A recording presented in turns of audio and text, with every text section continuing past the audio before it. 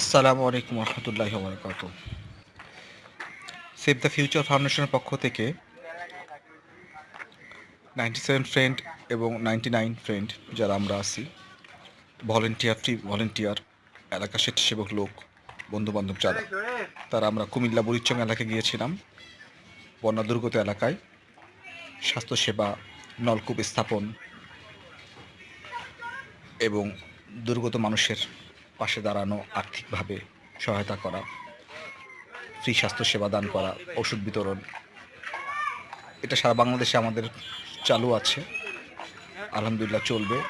আর এর নেতৃত্বে ছিলেন professor Abul Kalam doctor Yusuf Shibli, save the future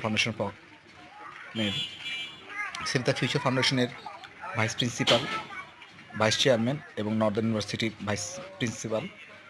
আল্লাহ পাক আমাদের সেবাকে কবুল করুন, আমিন।